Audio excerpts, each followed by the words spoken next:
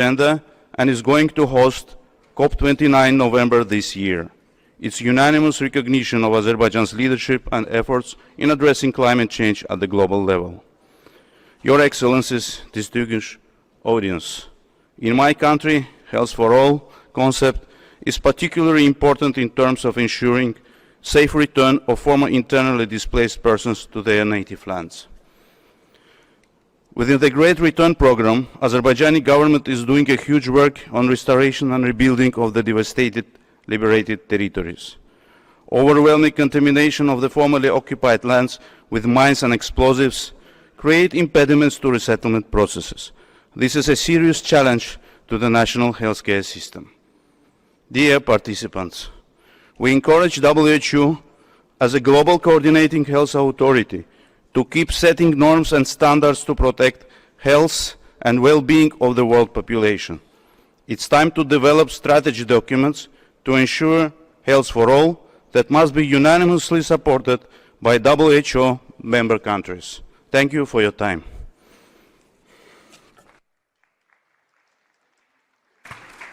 Chile, you have the floor, to be followed by Denmark.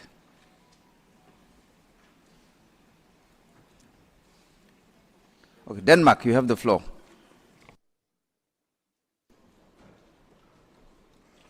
Thank you, Chair. Dear Director General, Excellencies, colleagues, Denmark aligns itself with the statement made on behalf of the EU and its member states. At the outset, I want to underline Denmark's support for a continued effort to develop a pandemic agreement. If every country is better prepared, it will benefit us all. The universal right to health is fundamental, and we must be ambitious in our efforts to achieve this goal. Unfortunately, many women and girls around the world do not enjoy the same right as men and boys. They do not have the same opportunities for living healthy lives. And the fact that maternal mortality has stagnated or even increased globally, and that young girls are still giving birth, is cause for great concern. Access to sexual and reproductive health and rights, including access to free and safe abortion, is crucial. In Denmark, the right to abortion has been a reality for more than 50 years. We have just decided to raise the abortion limit, allowing women to terminate the pregnancies up to the 18th week, and to make it possible for young girls between the age of 15 and 17 to have an abortion without their parents' consent. With fewer barriers come greater safety. This was also clearly stated in WHO revised abortion care guidelines. Younger generations are also asking for fewer barriers and for better opportunities. We need to hear the perspectives of young people on decisions that will influence their lives and health. Again this year, we have 2 youth delegates in the Danish delegation. They will speak on several items during the assembly. So let me close these remarks by saying, the future belongs to the young, and when they speak, please listen. Thank you. Thank you, Chile. You have the floor, to be followed by Algeria.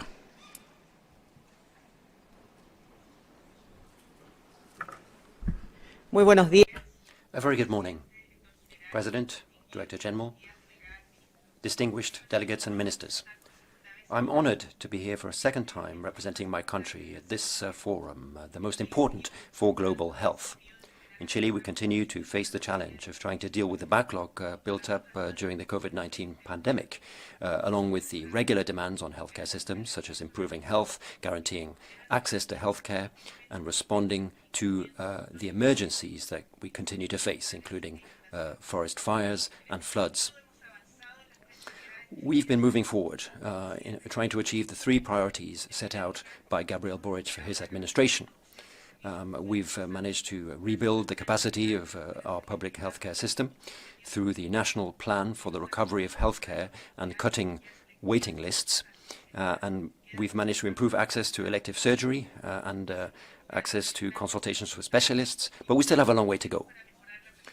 We've carried out measures to improve planning, prevention, and access to mental health care, focusing on vulnerable populations, including health workers, and focusing on issues such as suicide and dementia. We also have an agenda for transformation and reform in achieving universal health coverage, and we are trying to achieve this through some pioneering municipalities. We've reduced out-of-pocket spending with this zero co-pay strategy. Recently, we've adopted a law to enable public insurance to contract private insurance, building better public-private complementarity. And we have more opportunities for access to public health insurance, which reaches now 80% of our population. We hope at the global level to soon have a consensus-based instrument for pandemic prevention, preparedness and response based on the principles of equity, solidarity, sovereignty and respect for human rights. We trust that the process for the amendment of the international health regulations will also find consensus. Collaboration in finding effective solutions will be vital to respond to the new challenges facing global health. And finally, we must express our firm condemnation for any attacks on hospitals, healthcare infrastructure and health workers wherever it may occur in the world. That is unacceptable and violates the fundamental principles of humanity and international humanitarian law. Chile reiterates its commitment to respecting human rights and strengthening international cooperation in health. All for health and health for all. Thank you. Thank you. Algeria, you have the floor, to be followed by Argentina.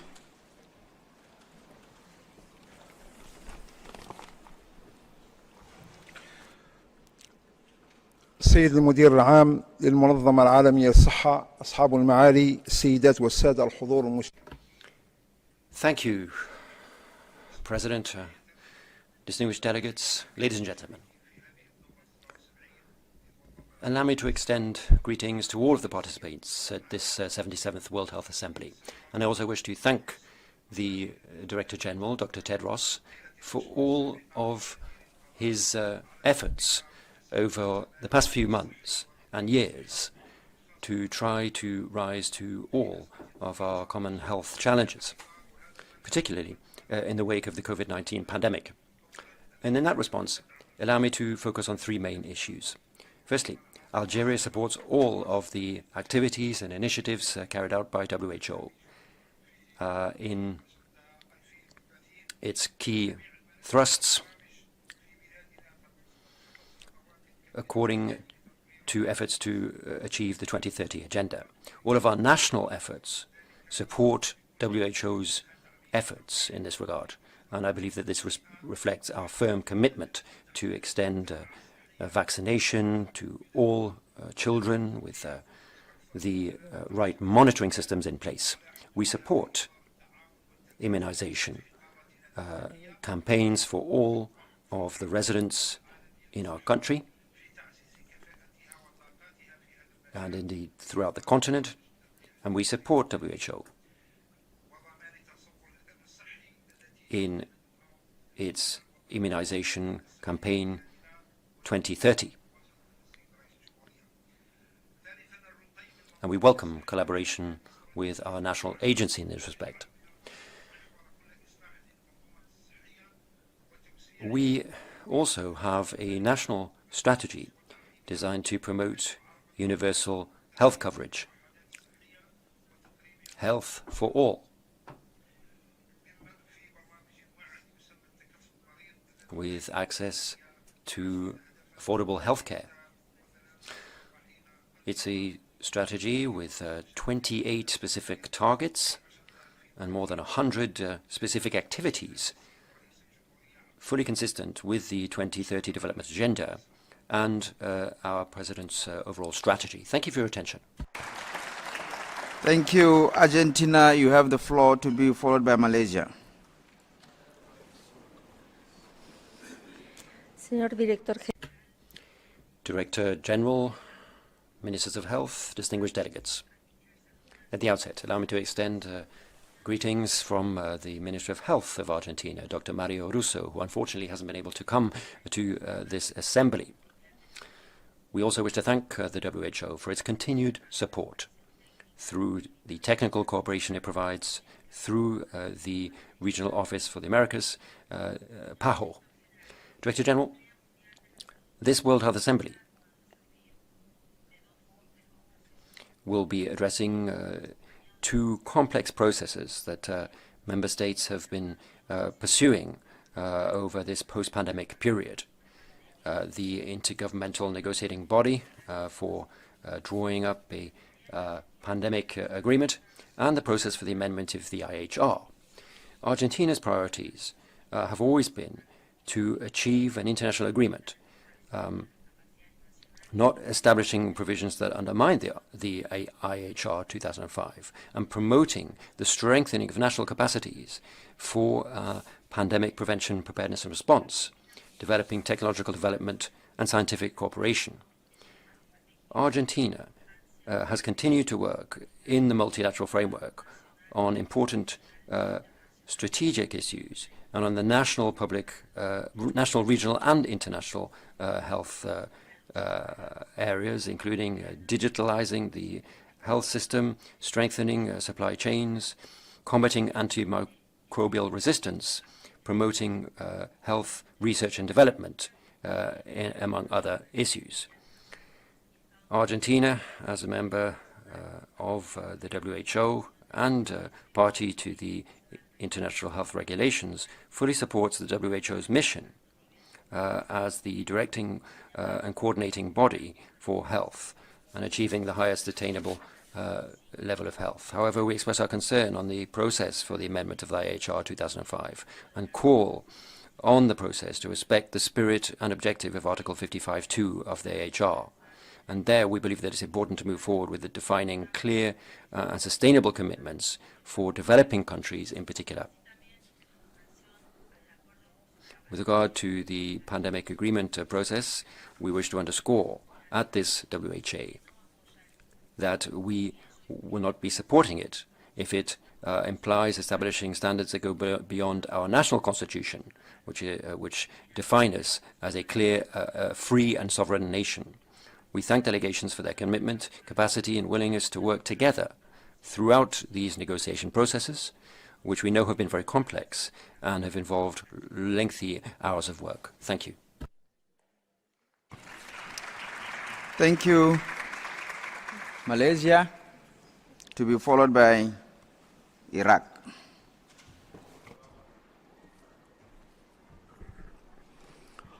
Honorable Chair, Your Excellency, Director General of WHO, Excellencies, distinguished delegates, ladies and gentlemen. On behalf of the Malaysian delegation, it is my distinct honor to extend our warmest greeting of Assalamu alaikum, peace and blessing be upon the 77th World Health Assembly. Malaysia offers our sincerest appreciation to the World Health Organization and the Director General for the comprehensive report and commendable works. It is abundantly clear that our joint effort assumes a crucial role in shaping the future global health ecosystem. Reflecting on the 14th General Program of Work, GPW 14, Malaysia is optimistic that it will serve as a key instrument in guiding member states and other health players. The forthcoming roadmap will also empower WHO to operate effectively across all organizational levels. Together, we can make significant strides in improving health outcomes to achieve the noble sustainable development goals. The theme of all for health, health for all, is truly a moral and social imperative that resonates deeply with Malaysia's ongoing transformation in healthcare financing and service delivery. Our vision is centered around a seamlessly integrated person-centric care with a strong emphasis on prevention and primary health care. We are transforming the way care is provided by driving digital health innovation to bring services closer to home. This is supported by the equity-enhancing sustainable health financing reforms. Distinguished delegates, The COVID-19 pandemic stands as one of history's greatest moral failures, as the right to health was significantly undermined by the inherent inequity in healthcare distribution. Be that as it may, global collaboration on an unprecedented scale had not only produced life-saving vaccines that enable our return to normalcy, it had also presented us with an opportunity to forge a better way forward and building it stronger. The ongoing negotiation by the INB and Working Group on IHR amendments underscore the undeniable need for collective actions and mutual support, which is in line with Malaysia's belief in promoting equity, solidarity, and transparency as the fundamental principle and building block of a stronger and more resilient global health landscape. And with that, let us harness our collective insights to work towards our shared goal together. I thank you. Thank you, Malaysia. Iraq, you have the floor to be followed by Latvia.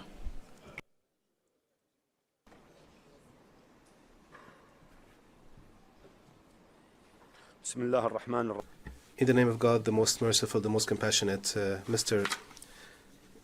President, Mr. Director General, ladies and gentlemen,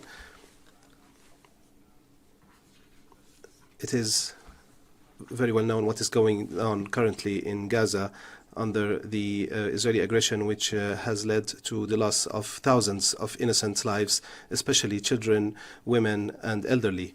And this aggression has led to disabling the health infrastructure in Gaza, threatening the lives of many thousands, hundreds of thousands, and therefore we ask from this rostrum to impose a ceasefire and to provide humanitarian aid to Gaza. And based on the instructions of the Prime Minister of Iraq, we hosted a first wave of the wounded and sick from Palestine, and we reaffirm our willingness to host subsequent waves of those who need help. The Iraqi government program has put health as one of its most important priorities in providing the health necessities and equipping our facilities with the latest technology and equipment. In addition to the early detection of chronic diseases and cancers such as breast cancer, and providing the necessary therapies all over the territories of the country. Mental health has also acquired a great importance in our program to rehabilitate those in our society in cooperation with the UNODC and the WHO. We were able, through our cooperation with WHO, to drive down the numbers of maternal fatalities, and child and maternal health was also improved, and we were able to maintain our position with regard to the defeat of polio and being polio-free, and especially in cooperation with the EMRO office. We are collaborating with the WHO to make our health system digitalized, and we reaffirm the importance of cooperation with WHO and provide the program under Health for All and Health for All and All for Health. Thank you very much. Thank you. Latvia, you have the floor to be followed by Gabon. Dear Director General, dear Excellencies, firstly, I align with the statement of the European Union, and I thank you, Director General, for your report. This is my first World Health Assembly as the Minister of Health of my country, and I'm glad to learn more about the organization's challenges and success stories. Excellencies, we live in an increasingly unstable world. This sounds like a cliché, but unfortunately it's true. We witness human suffering across the globe every day in Ukraine, Gaza, Sudan, Ethiopia, Congo, Yemen, and elsewhere. Let's not forget that each conflict has a negative effect on public health and health resilience, also in neighboring territories and regions. In this context, I especially wish to express Latvia's heartfelt support to the people of Ukraine. While the Russian Federation is a member state of the WHO, it continues immoral attacks on the Ukrainian health system. It has already destroyed more than 700 hospitals and other health facilities. More than 200 healthcare workers have been injured or killed. We therefore, Latvia, condemn Russia's war of aggression against Ukraine in the strongest possible term.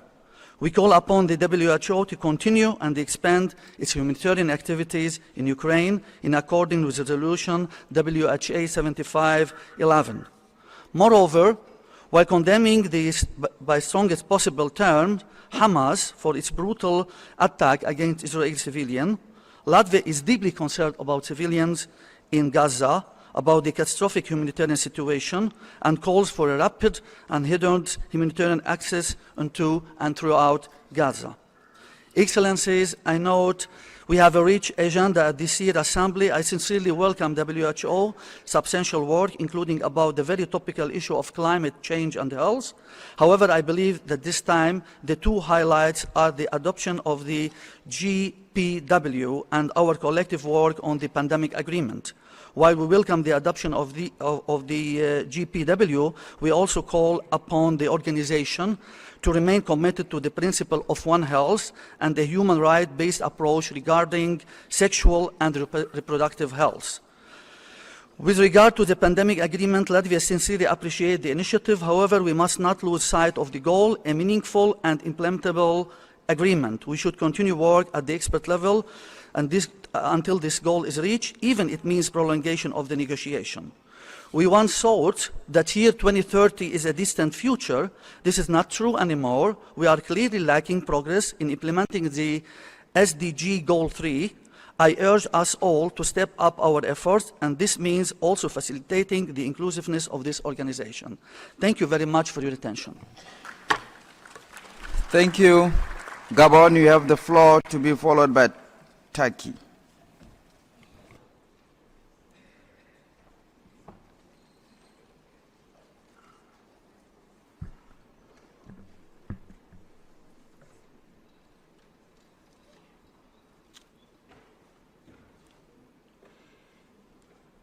Monsieur le Président, Mr. President, Director General of the WHO, ladies and gentlemen, Gabon aligns itself with the statements made by the groups to which it belongs. It is a great pleasure for me to take the floor before this Assembly to share my country's experience on health for all in the era of sustainable development. Mr. President, before I continue, I would like to address to you my warm congratulations on your election as President of the 77th World Health Assembly. Goal number 3 of the Sustainable Development Programme aims to ensure healthy lives and promote well-being for all at all ages. To achieve this goal, my country has undertaken significant reforms in order to improve its health and social protection system. These are focused around a number of different areas of priority, including the development of primary healthcare, including preventative medicine and health promotion, establishing universal health insurance, renovating health infrastructure and building new infrastructure, enhancing technical facilities, improving access to quality medicines and health technologies, and managing emergencies and adapting the health sector, in particular to climate change. These reforms have enabled Gabon to achieve encouraging results in over 15 years. Health coverage has passed from 20% in 2008 to 76% in 2023. We hope to achieve at least 80% of coverage in the next 3 years. Mr. President, our will is to have a resilient health system capable of resisting external shocks, including disasters, climate change, public health emergencies and epidemics. Upon the initiative of the President of the Transition, President of the Republic, Head of State and Brigadier General Brice Clotaire Oligui Nguema, a national health policy for 2024 to 2034 and a national health development plan for 2024 to 2028 have been developed. These instruments will enable our countries to have the necessary tools for the harmonious development of health provision, while taking into account all levels of the population, including the most vulnerable. We cannot conclude our statement without commending the efforts achieved by the WHO and its member states through the 2 negotiation processes initiated for 2 years now in order to strengthen prevention, preparedness and response to pandemics following the COVID-19 pandemic. On one hand, we have the working group on the amendments to the IHR, and on the other hand, we have the intergovernmental negotiating body. My country would call for taking into account equity in both instruments. Ensuring this will enable us to better confront future pandemics. And in fact, we hope to achieve an agreement that takes into consideration the interests of populations that were very much tested during the previous pandemic. Thank you. Thank you. Hungary, you have the floor.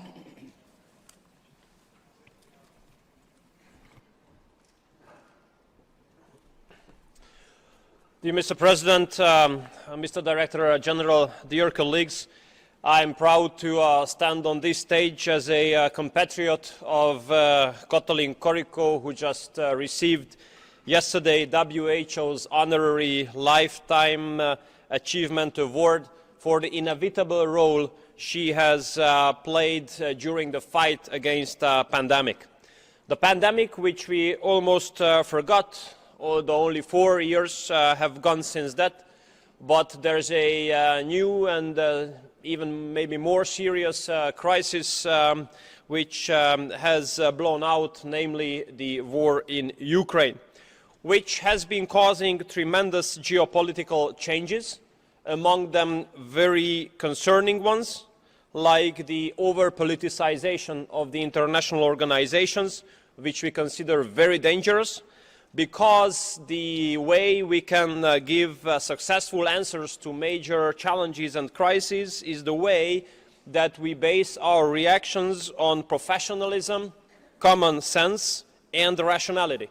So one of the major consequences which must be drawn from the pandemic is that the health of the people and the fight against pandemic must not be considered as an issue neither political nor of ideological nature. If Hungary had managed the pandemic on political or ideological basis, there would have been thousands and thousands of more casualties. But instead of that, we have taken advantage of the fantastic achievement of the scientists, independently from which geographic direction they were coming, either from the east or from the west. And based on that, we have performed the quickest and most successful vaccination campaign of the entire European Union. And Mr. President, if you allow me, I'd like to come to the European Union now, although it does not make everybody very happy in Europe, but Hungary is taking over the presidency of the European Union very soon, and we will have 2 strategic goals when it comes to healthcare. First, we have to acknowledge that the leading role of death in Europe is still the set of cardiovascular diseases. Therefore, we will prepare a common European cardiovascular strategy and action plan, in the framework of which we will argue in favor of establishing a common European platform for clinical trials to be coordinated, to put more emphasis on prevention and rehabilitation. And in the meantime, Mr. President, I'd like to draw your attention to the fact that the transplantation donation rate has dropped very rapidly by 25% after the pandemic. And in this regard, we Hungarians would like to argue in favor of a new European strategy for transplantations. Dear Mr. President, dear colleagues, dear Director General, thank you so much for your kind attention, and wish you all the best in your future endeavors to keep WHO as a super professional organization. Thank you. Thank you, Hungary. Canada, you have the floor.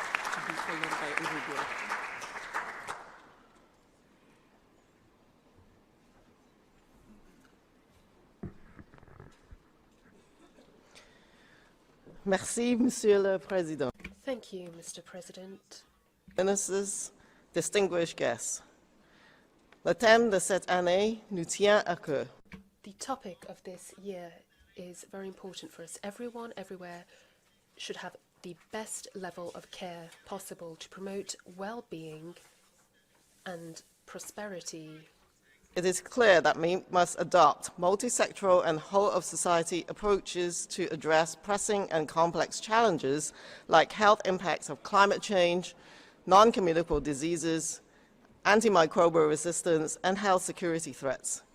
Canada welcomes GPW14's significant emphasis on prevention, health promotion, and action on the determinants of health, including the environment.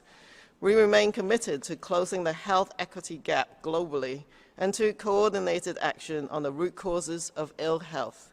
Together, we must improve health promotion efforts to reduce disease burden and foster mental and physical health and well-being. An integrated approach to essential service delivery requires the inclusion of nutrition, sexual and reproductive health and rights, and routine vaccination. This also means strengthening both external and domestic financing for health, which is why Canada is invested in the Lusaka agenda. We must also step up our efforts to address systemic and historical discrimination against Indigenous peoples within our health systems. Gender equality is foundational to a peaceful, prosperous, and sustainable future for all. Let us continue to fight racism, sexual and gender-based violence, and discrimination against marginalized groups, including 2S LGBTQI+ people, women, and girls. And let us renew our support for those on the front lines of care.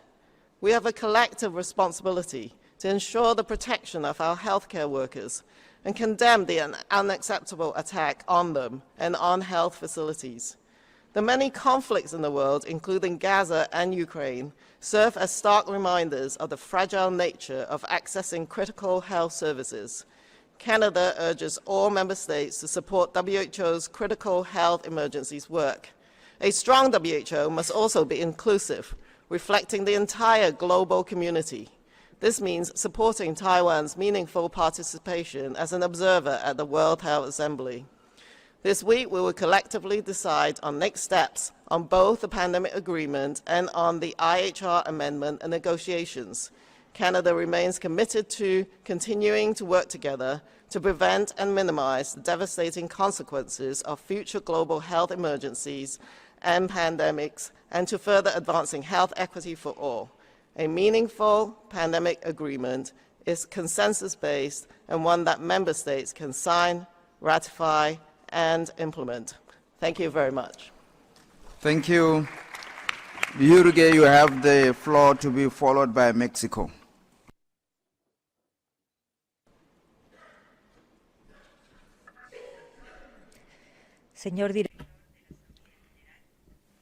Director General, Ministers, distinguished delegates, it's an honor to stand before you here at this World Health Assembly. Uruguay has a national integrated healthcare system, the objective of which is to provide quality, universal health coverage for its population. We implement public policies designed to improve primary healthcare, and we've taken a number of steps to improve the way in which we can resolve cases at the primary level. In 2023, we participated in an international conference commemorating Alma Ata +45 and Astana +5, sharing the guiding principles of our national system: universality, equality, and accessibility. And Uruguay was the host for the regional Alliance for Primary Healthcare in the Americas Forum.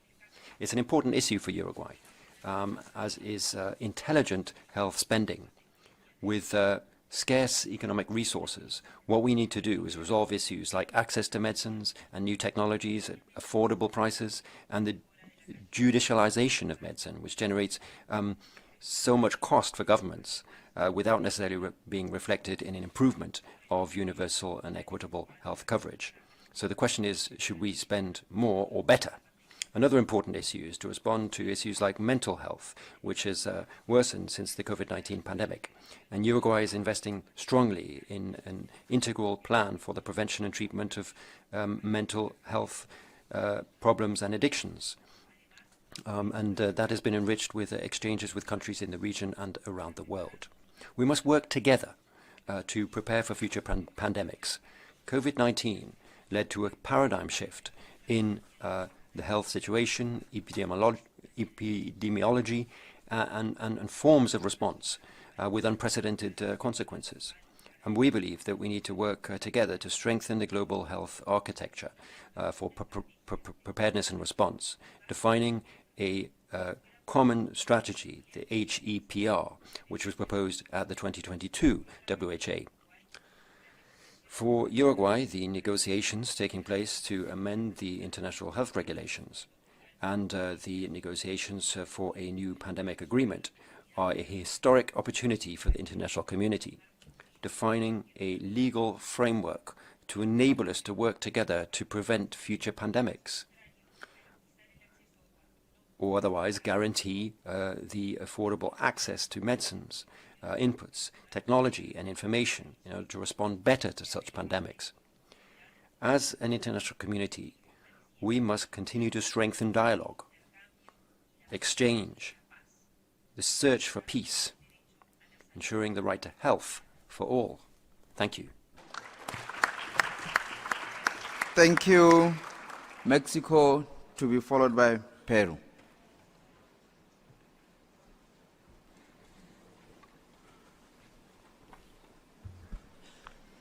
Estimado Director General. WHO Director General, distinguished heads of delegation. The world seems to be forgetting the valuable lessons drawn from the COVID-19 pandemic. We can't expect a better future unless we deal with the deep underlying inequalities that divide us. Inequity undermines health, and in particular, timely, affordable access to medicines and health products. And these inequalities mean that we need to guarantee an effective response to health emergencies. And it's important to use those lessons learned from the process of COVAX. Mexico has participated actively in the negotiating processes underway, recognizing the need to reform global health architecture urgently. And we believe very strongly that international cooperation is vital to be better prepared for future emergencies without leaving the most vulnerable behind. So our position on the amendments to the IHR and the new legal instrument on pandemics is based on principles of solidarity and equity, identifying specific opportunities to improve global preparedness, such as strengthening regional and local production capacities, exceptions to patents in emergency situations, and the effective use of technical cooperation for better impact. The WHO has recognized the need to transform in order to respond globally to a world in constant change. And its role as the guiding body in health must also adapt to these new challenges. This transformation requires self-critical approach on all parts, and we must identify and overcome the barriers to its effectiveness, such as bureaucratic inertia and a lack of strategy in the politicization of technical matters. It's vital to strengthen our commitment to global governance in an equitable and effective way, so as to build a safer and more healthy future for all. President, once again we call for a renewed commitment to strengthening health systems and achieving the 2030 agenda. We can't forget that people's health has been affected by policies that put economic interests in front of the interests for collective well-being, exacerbating the pandemic of NCDs. We need to take that leadership with a focus on intersectoral public health to protect people's healthy diets, promote education, and guarantee healthy environments. Mexico calls for global action to regulate diets and protect young children through the regulation of breast milk substitutes. Thank you, President. Thank you. Peru, you have the floor, to be followed by Cyprus.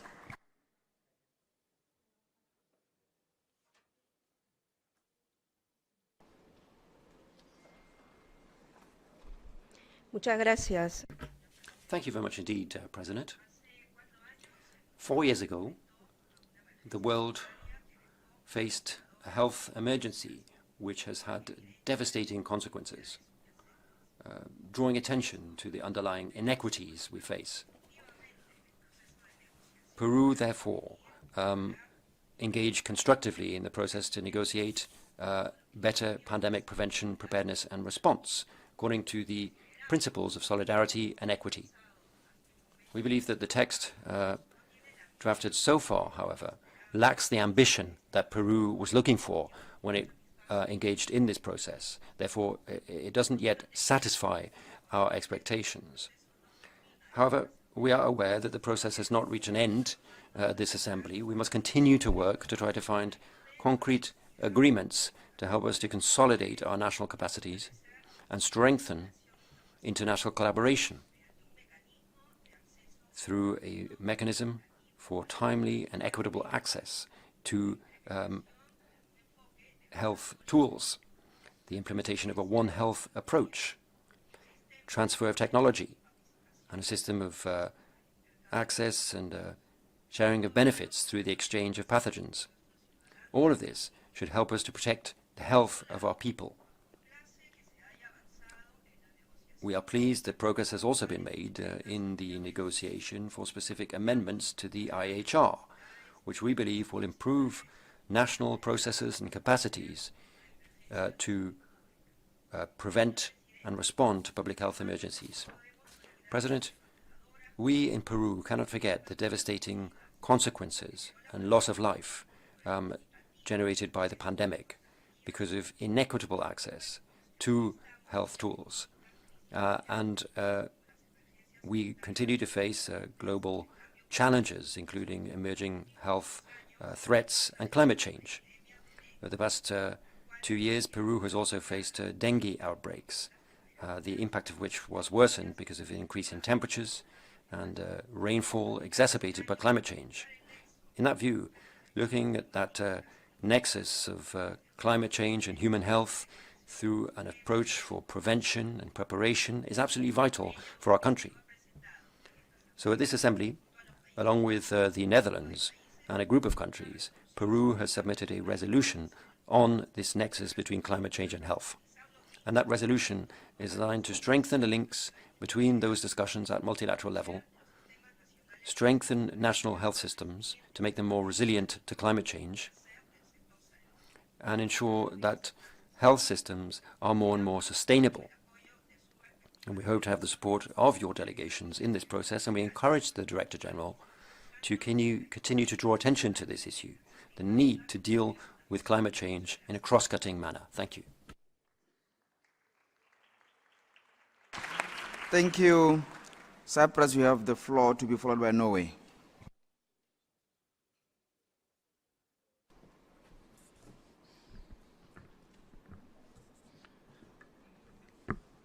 Mr. Chair, Director General, Excellencies, ladies and gentlemen, Cyprus aligns itself with the EU statement.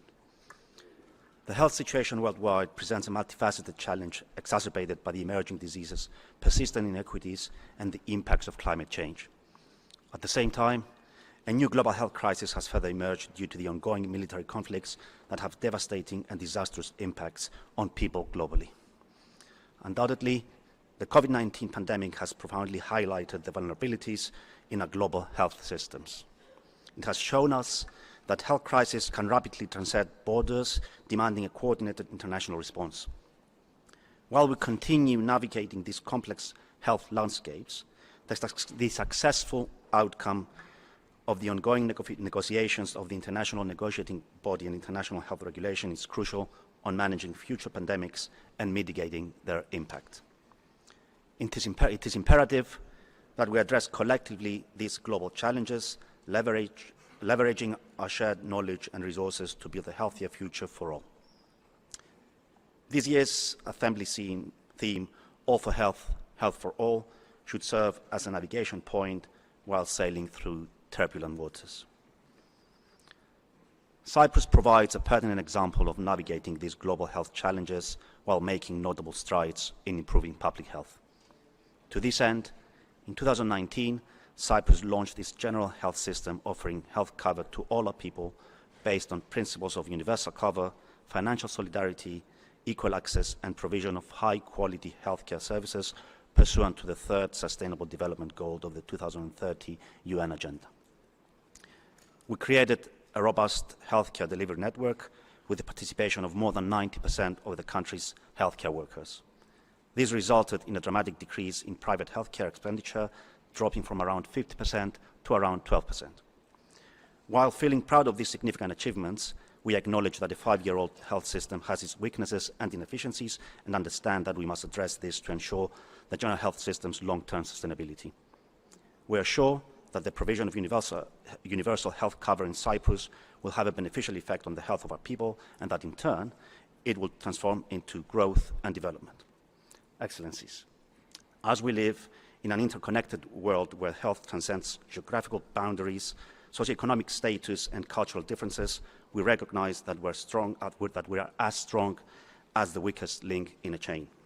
Thus, I call all to invest in health. Let us make universal health cover really universal.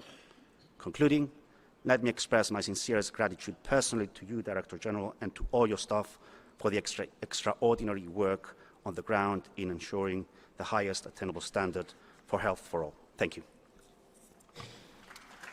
Thank you. Norway, you have the floor, to be followed by Saudi Arabia. President, Director General, Excellencies, colleagues. First, let me do as my colleague, thank the Director General and the WHO staff for all your efforts to promote, provide and protect health for all.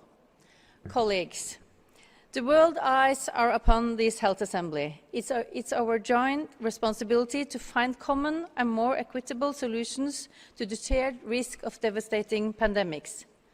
Significant progress has been made. Important commitments are within reach, but there are still substantive differences that need to be overcome.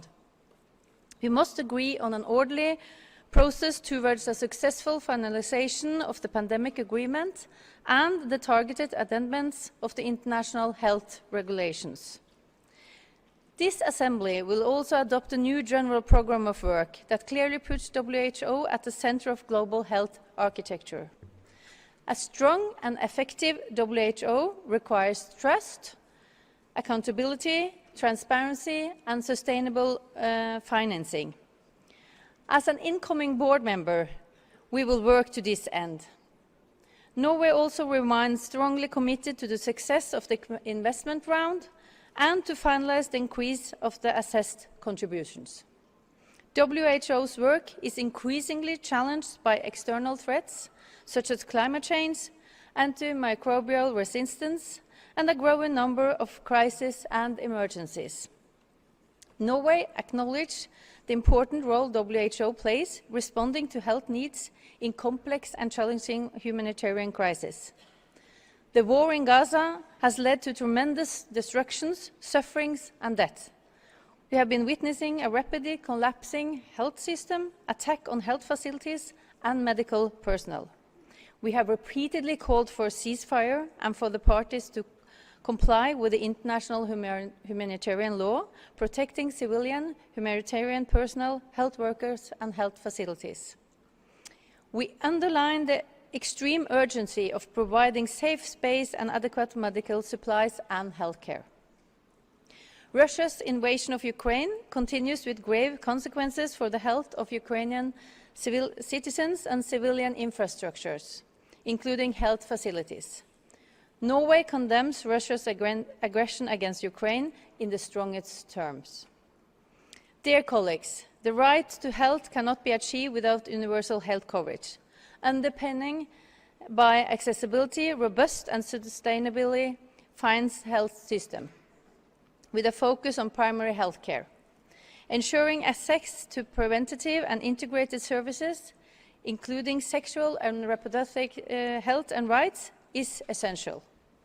Investing in health is investing in our women, our children, our society and our common future. Making this investment is our responsibility as leaders. Only then we can achieve all for health and health for all. Thank you. Thank you. Saudi Arabia to be followed by Colombia.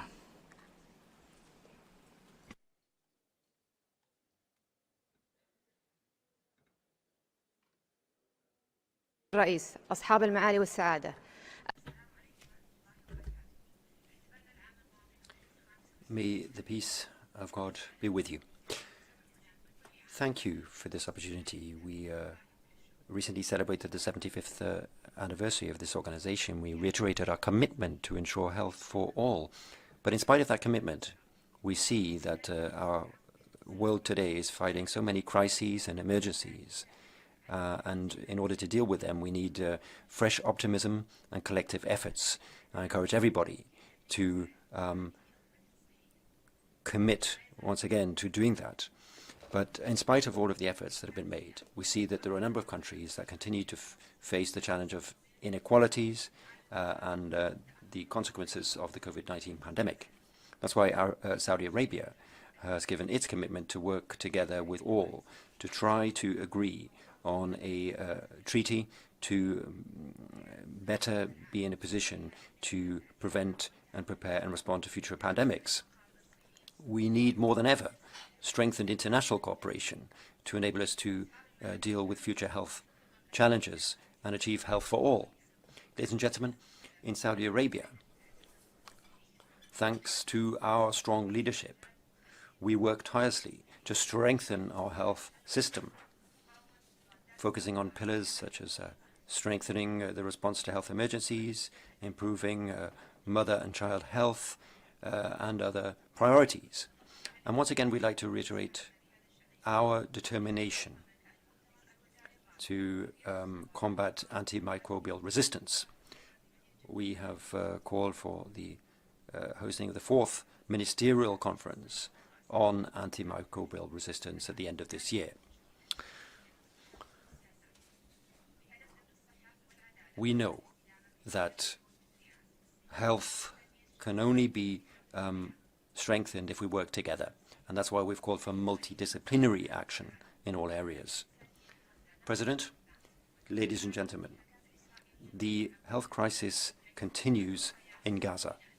Every day we hear of fresh disasters, that there are thousands of victims, most of them women, the elderly and children, and the healthcare system just cannot cope.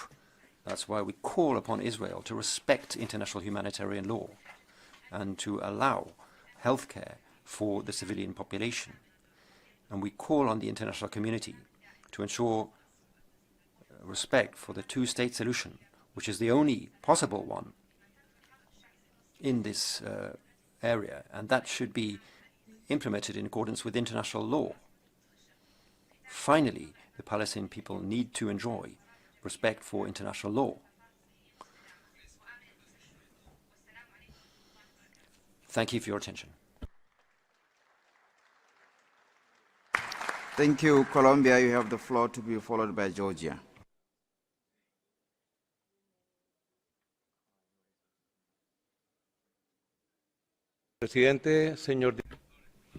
President, Director General, distinguished delegates at the World Health Assembly, Colombia extends greetings to delegates. Once again, this World Health Assembly is looking at key health issues to guarantee the fundamental right to health and the protection of life at universal level without discrimination. Strengthening the global commitment to put an end to armed conflict and to consolidate peace. We believe that immediately we must put a stop to the genocide of the Palestinian people. We must respect healthcare. We must allow humanitarian assistance and guarantee justice and recognition of the Palestinian state.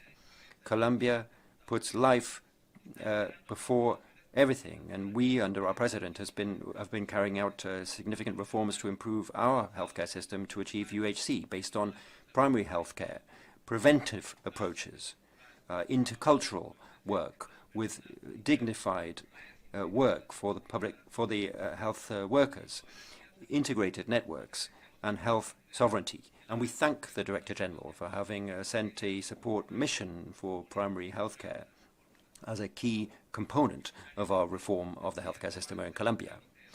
We are working forward with immediate and executive measures to ensure greater equality and to have a better impact on social determinants of health as well, ensuring that education is a key right and extending access to higher education to all. We want to ensure that everybody benefits from national health insurance, irrespective of the contributions that make. We need to ensure that our indigenous peoples, our persons of African descent, our remote communities have access to land and prosperity. We need to have a more productive economy based on work, knowledge, alternative energies, to ensure climate change adaptation and mitigation, and to achieve peace as a consequence and a condition for social justice, for dignity and health in our country. Over the past few years, we've made great progress in extending primary health care through thousands of medical teams, and we have undertaken the recovery and modernization of our basic healthcare system throughout the country. Direct financing, the implementation of shock plans for dealing with child mortality, to deal with different kinds of cancers and other NCDs. For the first time in Vienna, through the leadership of Colombia and other countries, we are trying to combat the scourge of drugs together with other countries around the world. And I'd like to thank WHO for their support in this regard as well. Thank you.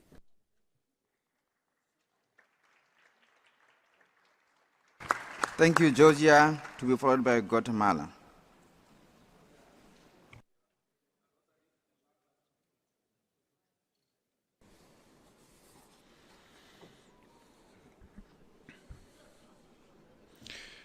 Honorable Director General, distinguished delegates, it is my privilege to address you on behalf of the Ministry of IDPs from the Occupied Territories, Labor, Health and Social Affairs of Georgia.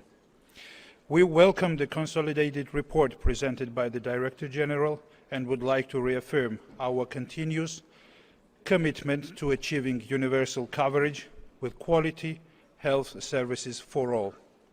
Health as a precondition for sustainable societal and economic development of the country remains the government's top political priority. Since the inception of the Universal Health Care Programme in 2013, substantial success has been achieved in ensuring population coverage with state-funded health benefits. Over the past 2 years, reforms implemented by the government in pharmaceutical sector, including price regulation and managed entry agreement mechanisms, enabled us to fully eliminate financial barriers to chronic disease management and cancer drugs. Given the significant burden of non-communicable diseases, recent governmental strategies focus on tobacco control, promoting physical activity, and encouraging healthy lifestyles. Challenges experienced during COVID pandemic have triggered integrated efforts towards health system strengthening and health security. National stakeholders and global partners have made increasing investments in building capacity of emergency medical services and state-owned hospitals, upgrading public health laboratories and primary health care units. Georgia has increasingly been integrating environmental health into public health strategies. Work is underway on strengthening chemical biomonitoring. We recognize that success of the UHC program depends on skilled and motivated healthcare workers. Earlier this year, the Parliament endorsed a new legislation on nurses and midwives, promoting a key role of these professions for better addressing patients' needs. Technical assistance provided by WHO and other international partners has been one of the key success factors throughout the universal healthcare reform, addressing antimicrobial resistance, elimination of viral hepatitis, and pandemic preparedness are key areas for this collaboration. Georgia remains committed to creating inclusive, sustainable, and resilient health system that contributes to a society in which every individual can achieve their highest potential for health and well-being. I thank you for your attention. Thank you. Guatemala, you have the floor to be followed by Sri Lanka.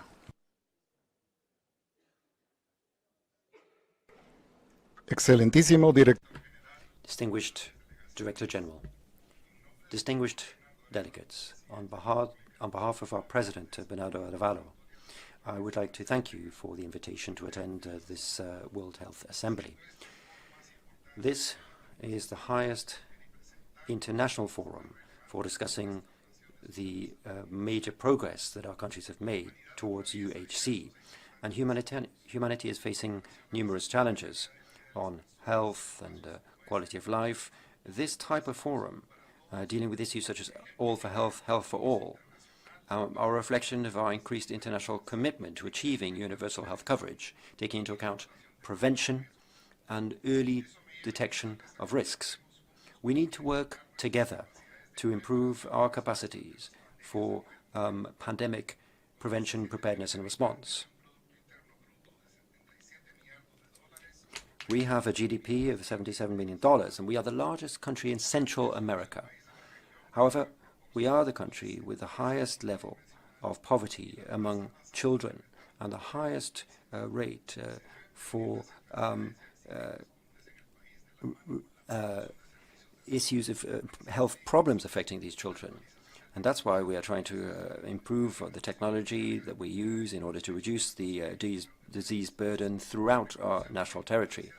We recognize the importance of social participation in health. It's a multi-sectoral challenge, and we need to overcome this gap of quality between the public sector and private sector. We need to deal with issues such as traffic accidents and NCDs. We need to have a health framework to improve the chronic conditions and critical conditions that people face, involving municipalities and all of the agencies that make up our state. This has a great potential to change the risk profile for the areas most affected. Over the past 10 years, the number of chronic renal disease has increased in the country. And so chronic renal disease is now one of the major causes of morbidity in the region. We need to deal with NCDs more effectively. They must be a priority. We also believe that we need to include transplants and donations in our strategies for dealing with NCDs. Our country is one of the most vulnerable countries to climate change. In 2021, more than 600,000 cases of COVID-19. Many of them were mortal. We have tropical storms that have caused tremendous damage to our healthcare system. And there were a number of deaths related to those events. We welcome the efforts that our country is making to try to improve the health of our population. And we thank Taiwan for their support in cooperation in the technical and financial fields. Thank you. Thank you.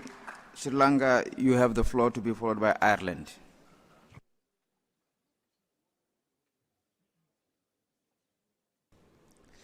Honorable President, distinguished Director General, Excellencies, ladies and gentlemen, I am delighted to state that the government of Sri Lanka truly appreciate and thank the Director General and the Secretariat for steering global health to calm our waters from the pandemic. It was an extraordinary work done by the World Health Organization. We truly admire it. We look forward to the international health regulation reforms and strengthening pandemic preparedness and response. Mr. President, to advance towards sustainable development goals and the universal health coverage, it is important to regain the momentum for strengthening primary health care and broaden the horizons of range and scope of services to deliver comprehensive care. Mr. President, Sri Lanka much focus on NCD management and addressing the other health issues through primary health care strengthening, which includes strengthening health promotion, rehabilitation, mental health, and integration of community services, aiming at disability reduction and healthy aging. In Sri Lanka, past investments in free education, free health, and strong public health facilities have proven excellent health outcome for low-cost intervention. To ensure sustainability and effectiveness, we need to further invest on human resources for health, building capacities, and focus on occupational health to maximize the human resource productivity. Mr. President, financial capacity of individuals has multidimensional effects on health, ranging from access to information, health-seeking behavior, and accessibility, which need further discussion at multi-sectoral global health platforms. This highlights the needs to build resilient communities and resilient health systems with adequate capacities to respond to the current needs. We strongly believe new global health challenges will need more concerted efforts, proactive and collaborated actions, and building strong partnerships. Ladies and gentlemen, knowing the importance of One Health approach, striving towards improved data and innovation, research in all sectors, we acknowledge the critical need of good governance and strong political commitment for health. Mr. President, I am standing here to reaffirm our commitment towards all for health and health for all. I thank you. Thank you. Ireland, you have the floor, to be followed by Thailand. Mr. President, distinguished delegates, Ireland aligns with the statement delivered by the European Union.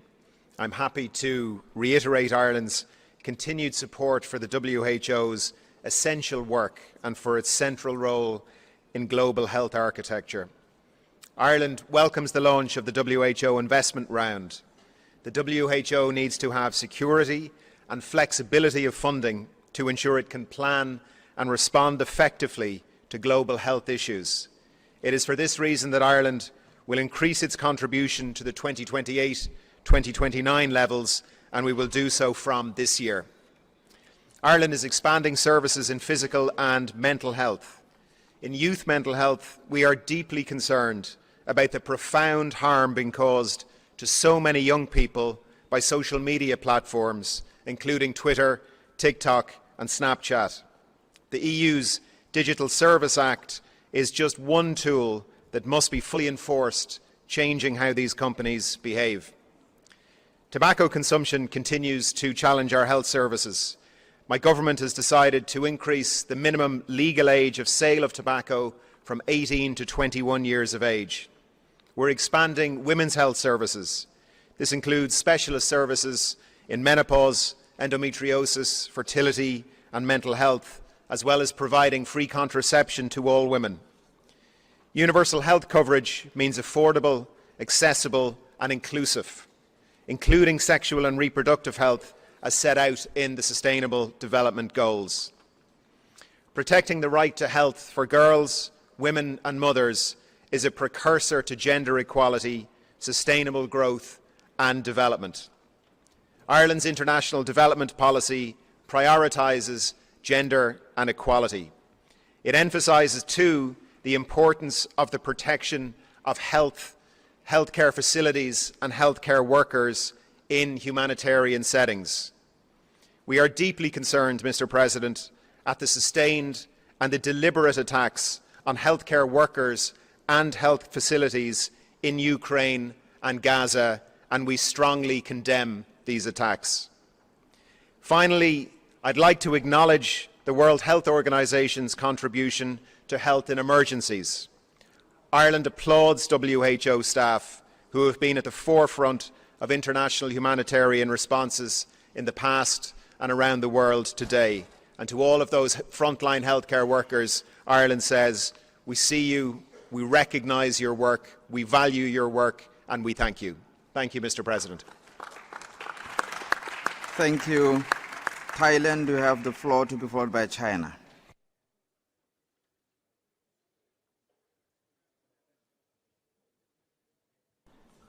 Mr. President, Mr. Director General, Excellencies, distinguished delegates. As was the case with other countries around the world, the recent global pandemic severely tested Thailand's public health system. But through our collective resolve and determination, we emerge even more robust and united in our mission to safeguard the health and well-being of our people. This moment calls for us to reflect on the critical issues facing WHO member states, especially our collective responsibility to ensure equitable health care and quality health for all. The concept of health for all is indeed a cornerstone of Thailand's public health identity. It is personified by Thailand's unwavering commitment to universal health coverage.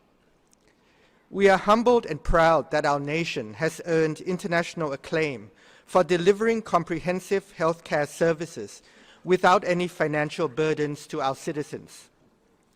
This highlights our fervent belief that health is a fundamental human right, deeply embedded in our nation's conscience. In today's world, public health is an integral part of the global agenda. As current chair of the Foreign Policy and Global Health Group, Thailand has worked to leverage the intersection of diplomacy and public health to advance global health equity. Fully mindful of our interconnected world, we have championed initiatives that emphasize the intrinsic links between diplomacy, development, and health, with a view to fostering a more inclusive and equitable global health landscape for all. Mr. President, distinguished delegates, we currently stand at a juncture where significant progress in public health has been made, and we must be grateful for this.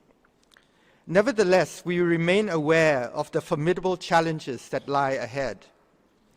The need for collaboration, both within our borders and across international boundaries, is now more urgent and necessary than ever.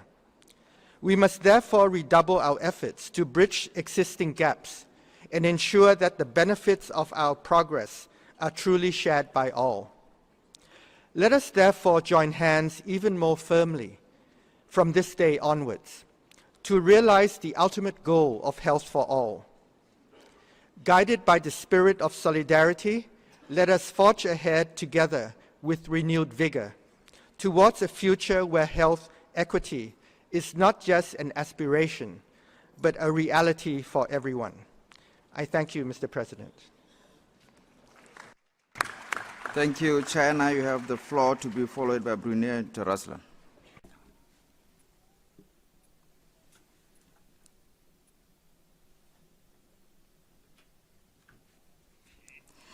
Honourable Chair of the Assembly, Health Minister Edwin de Colotti of Botswana, Honourable Director General Dr. Tedros, ladies and gentlemen, first, please allow me to congratulate the Chair of the General Assembly on his election. China has always put the people first and continues to promote the Health China initiative. We have achieved a remarkable progress in this regard. First, the average life expectancy of the Chinese people increased from 74.8 years in 2010 to 78.2 in 2021. In 2023, the maternal mortality rate was 15.1 per 100,000. The mortality rate of infants and children under 5 were 4.5 per 1,000 and 6.2 per 1,000 respectively. China's key indicators of maternal and child health rank top among middle and high-income countries. The Chinese government has continued to increase financial input to lower gradually the medical expenses of patients. We have improved the national medicine purchasing policy. The proportion of personal health expenditure in total health expenditures dropped by 7% from 2012-2022. The capacity of a healthcare system has been continuously enhanced, focusing on tiered diagnosis and treatment. We've channeled quality medical resources to the grassroots level, facilitated the formation of community-level health professionals, focusing on GPs. The capacity of health services has been improved. China has built the world's largest healthcare system. In 90% of cities and rural areas, people just need 15 minutes to reach nearest medical facility. Ladies and gentlemen, health is an important part of 2030 Agenda for Sustainable Development. At present, progress in implementing the agenda has fallen far short of expectations. Countries must therefore join hands to promote quality health development. All for health is the prerequisite of health for all. China has long been committed to promoting global health. Over the past 60 years, China has sent 30,000 medical aid workers to 76 countries and regions in Asia, Africa, Latin America, Europe, and Oceania, built more than 130 medical and health facilities, and treated nearly 300 million patients. A tangible Chinese contribution to promoting equity and access to global health. China will continue to support the WHO in playing a leading role in coordinating necessary and sensible reforms of the global health governance system, which are expected to effectively increase the representation and voice of developing countries. China is ready to strengthen cooperation with the international community, implement the 3 major initiatives on global development, security, and civilization, and promote the building of a community of shared human health. Just now, certain countries have mentioned in their statements the so-called invitation to Taiwan as an observer of WHO. The Assembly has already ruled on this, which has fully demonstrated one China principle is unquestioned, unchallenged, and supported by the international community. Any attempt to engage in political maneuvering with Taiwan is doomed to fail and is counter the one China principle. Islam, you have the floor, to be followed by Cambodia.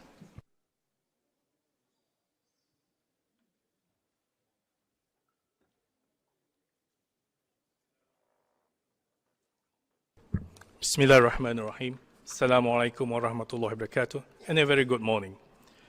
Mr. President, Director General, ladies and gentlemen. This year's theme, All for Health and Health for All, is an opportunity to review and identify ways to strengthen global action to reach this ambition. The discussion on the 14th General Program of Work at this Assembly should strengthen our shared commitment. As we consider the GPW, allow me to share 3 reflections. First, health for all begins at home. As member states, we bear primary responsibility for the health and well-being of our people. To this end, in Brunei Darussalam this year, we are investing an additional 37% increase in healthcare expenditure compared to the last year. Alongside this increased investment, we are revising our national 5-year strategic plan to future-proof our healthcare system going forward. To ensure healthcare sustainability, our strategic plan will build on our successes in primary healthcare, particularly in our near universal health coverage, by shifting our focus from acute and episodic care to address care continuity, early disease detection, and patient empowerment. Digital tools, including our national medical health app, Brew Health, will allow new models of care and pilot innovative approaches to managing minor illnesses, freeing up clinician time and reorienting our systems from activity-based to value-based care.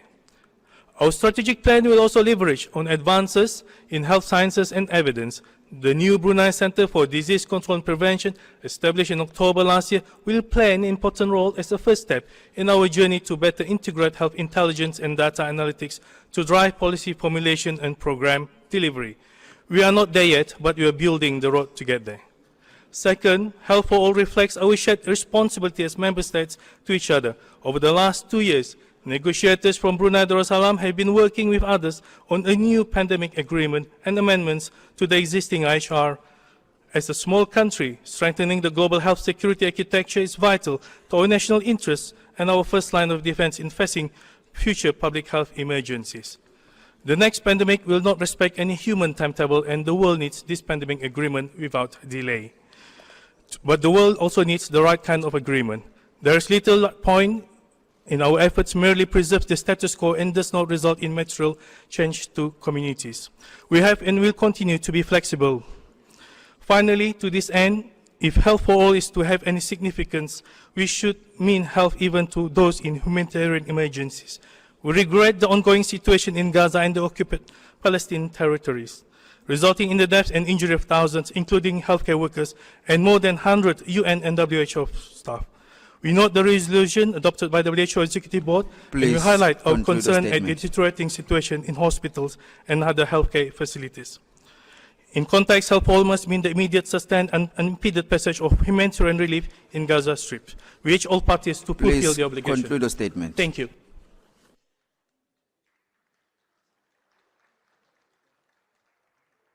Thank you. Cambodia to be followed by Portugal.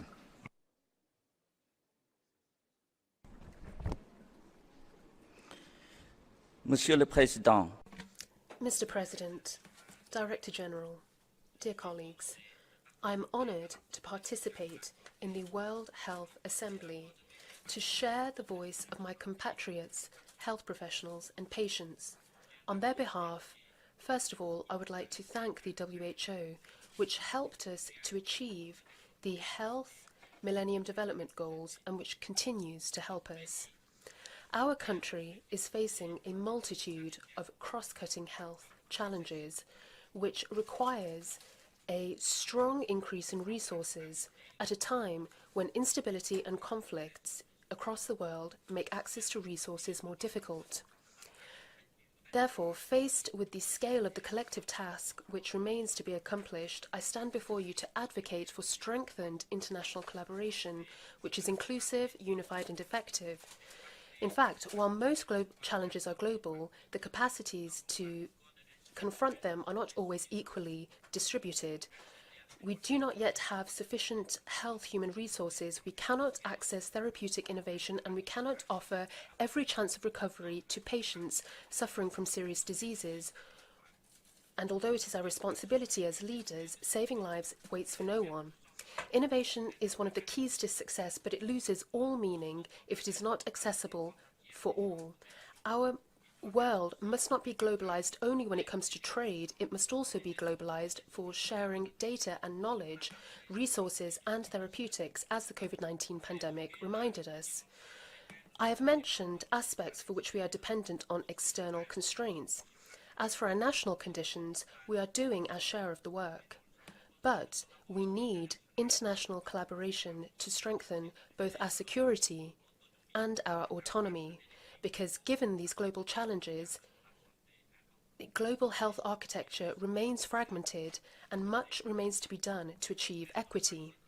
We would like to participate in great international debates on an equal footing, to present our ideas and to join shared efforts designed to build a more equitable world in the face of health risks, because without equity, there will not be effectiveness.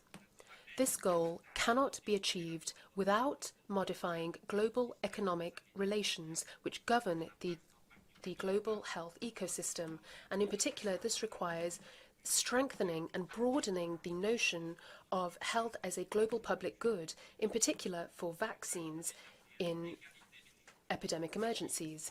In order to re-establish equal opportunities for all when combating disease, we need a stronger global regulatory framework which recognizes the obligation of solidarity and equity and which defines the responsibilities of each and every one and ensures that commitments be upheld. Thank you for your attention. Thank you. Portugal, we have the floor to be followed by Mongolia.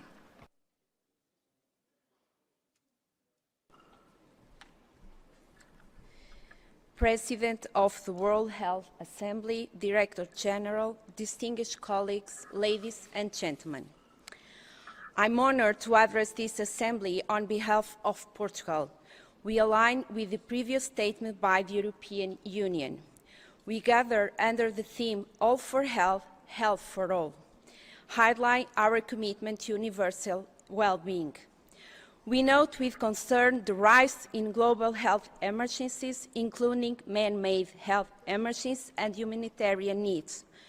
We call for an end to all conflicts, including an immediate stop to those in Ukraine and Gaza, and the immediate release of all hostages. The impact of clinical change on health has well been worsening, as seen in recent floods in Brazil and other parts of the world, and must be prioritized. Portugal fully supports the WHO 14th General Programme of Work. a crucial step for global health. GPW 14 strategic vision to promote and protect health worldwide align with our national priorities and reflect a progressive approach essential for today and tomorrow global health challenge. We applaud the efforts to promote a sustainably financing organization through the launch of the first investment round. Portugal reaffirmed its commitment to pandemic prevention. Preparedness and response are aligned with the innovation approach proposed by the Director General, such as the Universal Health and Preparedness Review, of which we are a pilot country. The WHO Academy will also play an important role in promoting global technical capacity, ensuring that all countries are better prepared for and capable for responding to future pandemics effectively and equitably is a moral imperative. Portugal stands ready to contribute constructively to this effort, prioritizing global solidarity and cooperation. We must future-proof our health system for the generation to come. The decisions and actions we take in the present will define the health and well-being of millions of people worldwide. Let us move forward with conviction that we can achieve health for all. Thank you. Thank you, Mongolia, to be followed by Cuba.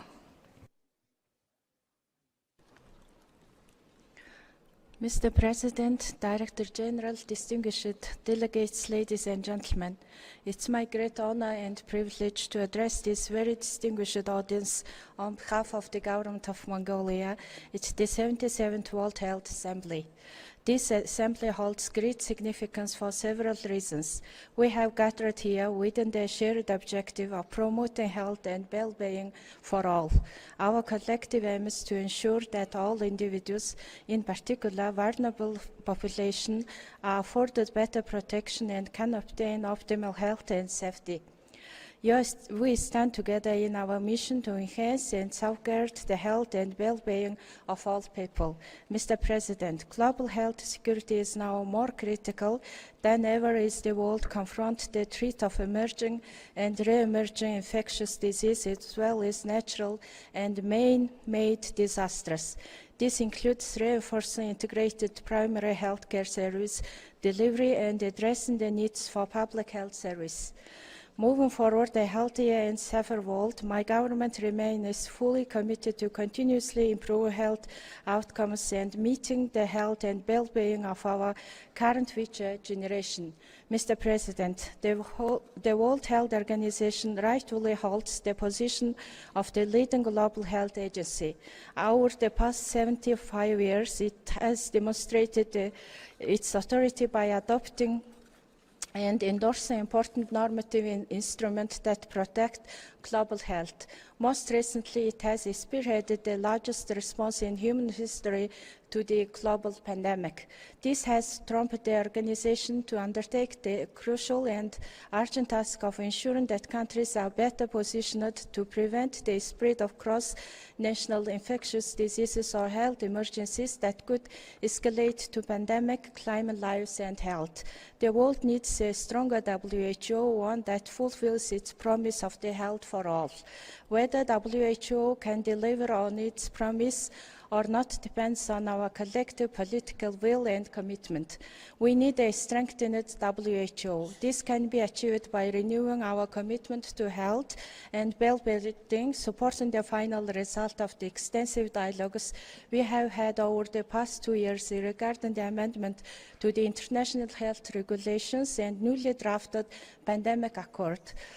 We must utilize this lesson from the COVID-19 pandemic as a catalyst for improving and seizing the moment to renew our commitment so that our future generations are better prepared and protected. In conclusion, Mongolia urges the member state to seize a decisive moment for the important agenda set in this Assembly's work, ensuring that we have a stronger WHO that can deliver meaningful results and play a truly legitimate leading role in global health and security through committed funding and improved coordination mechanism. I thank you.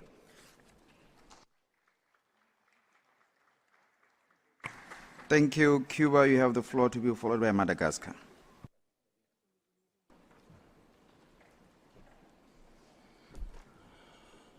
Señor Presidente. Thank you, President, Your Excellencies. We are faced by a great many challenges, and that's why All for Health, Health for All is a call for action, for greater unity and greater hope to our peoples. In an increasingly interconnected world, the WHO's agenda for 2030 and the One Health approach show that we need to work together in order to deal with all of these global health challenges. We need to achieve genuine collaboration between international organizations and governments to enable us to deal with current challenges in a sustainable way, find financial mechanisms and scientific cooperation that works. We need to evolve, we need to ensure that we deal with these repeated crises, and to do so, Cuba has participated in the relevant negotiations for a WHO agreement or other international instrument on pandemic prevention, preparedness and response. Your Excellencies, the national health system in Cuba is integrated, comprehensive and intersectoral. It's a key pillar of our state's social policy, guaranteeing free healthcare to all of our people. Through solid primary healthcare and community health structures, we are in a better position to improve health indicators for our people and share knowledge and experience with others around the world. It's good practice that we continue to encourage through the principles of solidarity and generosity. For more than 60 years, we have been pursuing this approach and providing support to more than 150 different countries in order to try to help them learn from this approach. We don't understand the approach of the United States government, which has been pursuing this economic and financial blockade on my country, preventing us from improving our national health system further. We condemn the health situation in Gaza. There is no excuse for destroying healthcare infrastructure and attacking humanitarian workers and health workers who are just there to try to protect civilians who are innocent in this context. We need to invest more heavily in public health, and therefore we need firm commitments. Only with collaborative work can we build a better future, where health isn't a privilege, but a right accessible to all. Thank you. Thank you. Skecia, to be followed by Madagascar.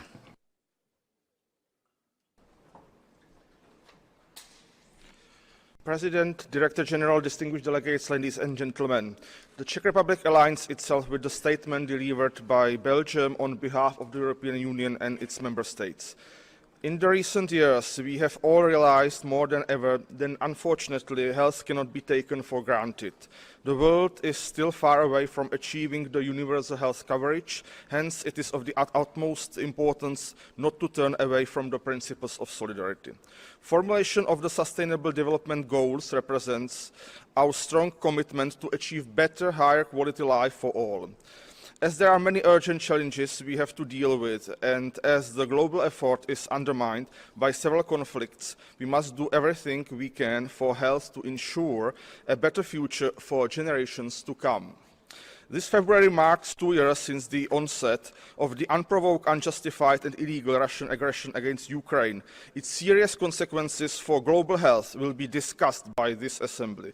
The Czech Republic strongly condemns this war of aggression and demands that the Russian Federation immediately stops its flagrant violation of the UN Charter, complies with its obligations under international humanitarian law and allows safe, rapid and unhindered access of international humanitarian and health organizations operations to the temporarily occupied territories of Ukraine.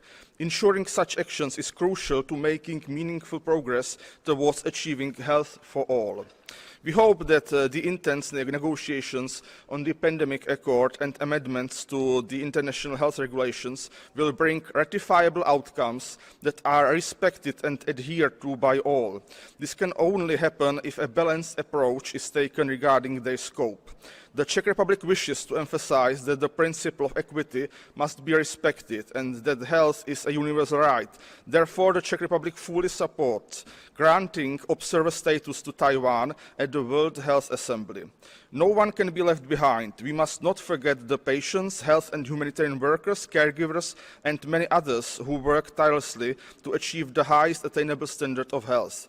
The globalized world is interlinked in each and every domain, and this is the reason why all sectors need to cooperate. Acting alone cannot be the desired game changer.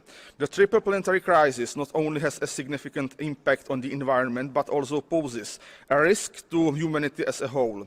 There are many other examples of such interconnectedness that we could discuss, but what is more important is the common solution to these problems: extensive cross-sectoral cooperation. As a staunch supporter of multilateralism, the Czech Republic reaffirms its commitment to working with international partners, including the World Health Organization, to address health challenges and promote health equity. A strong political commitment at the highest possible level can bring us results consisting in the achievement of health for all. Thank you for attention. Thank you, Madagascar, to be followed by the United States of America.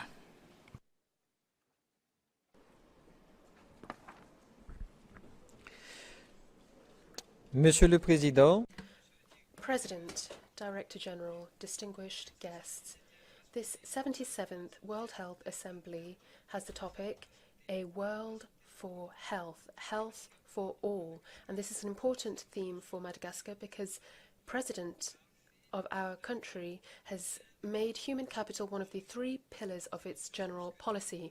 And this is why we have public health programs which enable us to ensure equitable access of our citizens to quality healthcare and to strengthen our healthcare system. And this strategy is implemented in our country. In line with WHO priorities, we are emphasizing prevention, in particular in family planning, and to eliminate avoidable diseases through vaccines, in particular polio, while focusing on children and reducing maternal and infant mortality, as well as on combating HIV. The increase in health facilities and the progressive modernization of equipment and public training aims to improve our healthcare provision, including for remote regions, and we have strategies of mobile equipment and open door policies in hospitals. We want to ensure the best healthcare possible for our population. Our partners participate in the implementation of such strategies, which has enabled us to provide quality health care for more than 1 million people in just 2023. The One Health approach, which is focused on multi-sectorality, will ensure that we have a greater achievements. And we are looking for effective inclusivity. In terms of universal health coverage, a number of strategies are being implemented in pilot areas in order to establish the best strategies for financing healthcare, to which we will all adhere. A lot remains to be done, and we must continue to invest in our healthcare systems in order to strengthen our partnerships and to work more towards equity in healthcare and to promote health. And this is really an honor, and it will enable every individual to live a healthy life, but also to have a world where everybody is a healthcare stakeholder at a global and national level. And in terms of the new instrument, the new pandemic agreement, Madagascar aligns with the African region with regard to equity, because equity is a crucial issue following the experiences of the COVID-19 pandemic. We must ensure South-South and North-South cooperation, and this experience is important to make this goal tangible. And we need to ensure this cooperation to ensure success for everybody involved. Thank you. Thank you. United States of America, to be followed by Bolivia.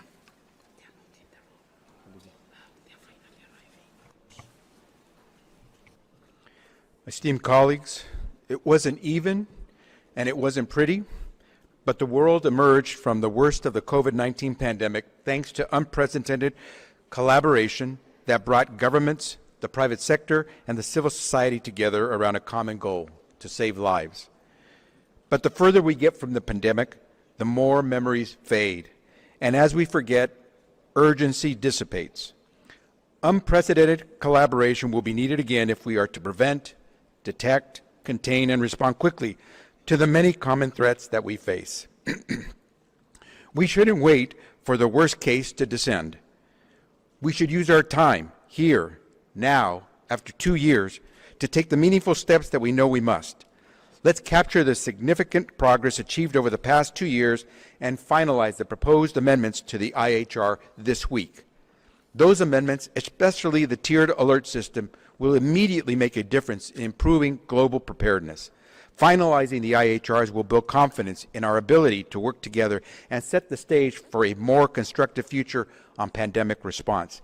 And we can prove that the world is ready to respond in extraordinary ways to extraordinary events that threaten global health. Global health encompasses so much more than what a thermometer or a scale can measure. We must recognize the value of a world that is equitable and inclusive, the necessity of advancing sexual and reproductive health and rights for all, and the importance of including the voices of women, minorities, and LGBTQIA+ populations into decision-making. We also know that the health and security of each nation is irrevocably connected to the health and security of people everywhere. That is why we continue to strongly support the meaningful participation of Taiwan at the World Health Assembly and in the WHO's work more broadly. That is why we continue to say we cannot allow Russia's war in Ukraine to continue or the suffering and death to spread further, and why the international community, including the United States, will continue to stand with the people of Ukraine.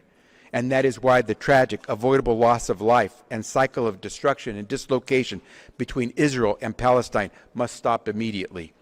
We need a ceasefire agreement that leads to the release of hostages, a surge in humanitarian assistance into Gaza, and the road to a two-state solution. Palestinians and Israelis deserve to live safely, with dignity, and in peace. And that's why President Biden is fully committed to the WHO and the ongoing work of this body, including reforms that will make the WHO even stronger and a new general program of work that advances health equity. Health and threats against global health have an outsized influence on broader political and economic interests. There is no stability without health. There is no security without health. Our nations cannot be strong unless they are healthy. Esteemed colleagues, there is never Please a wrong conclude the moment statement. to strike a good deal for humanity and health, but moments are fleeting. Let us not forget the magnitude of this moment. Thank you. Bolivia, to be followed by Qatar.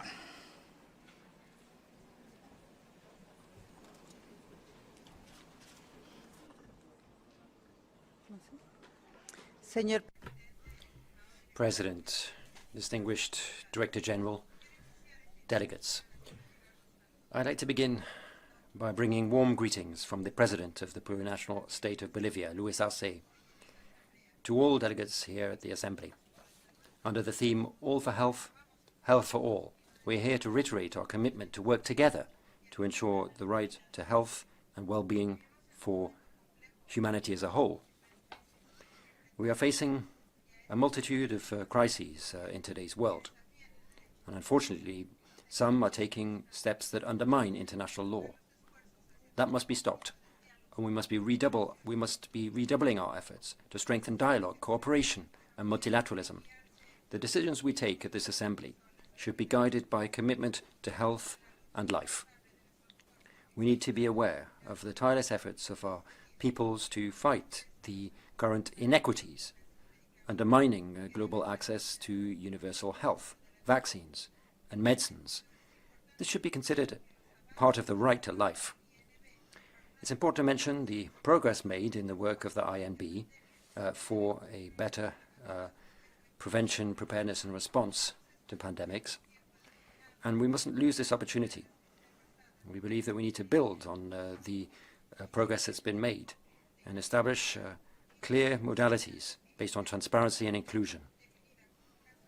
Intersectoral, interdisciplinary approaches are key in One Health. And that's also true for pandemic prevention, preparedness and response, and indeed for the amendment of the international health regulations. The overall objective must be to achieve greater equity according to the principles of solidarity, respect for rights, enabling us to be more effective in dealing with future health emergencies. Since 2019, our country has established health as a fundamental human right. And in the context of our healthcare system, we are trying to provide free, equitable healthcare to all people of our country, aware of intercultural issues as well. And that's why it's important that we believe we need to work to prevent disease and epidemics, reducing their burden. We need to strengthen our capacity to deal with these issues in our healthcare system. The potential for morbidity and mortality is much higher in the vulnerable populations, and this will help us to overcome the challenges posed through the recent pandemic. Under respect for sovereignty, we need to also exchange best practices and explore ways of strengthening capacities and enabling technology transfer, a key aspect for our countries. Finally, President, I must also reiterate to the Palestinian people our support and solidarity in the view of the terrible crimes and human rights abuses committed by Israel as an occupying power, and the international community mustn't allow this to happen with impunity. Thank you. Qatar to be followed by Ecuador.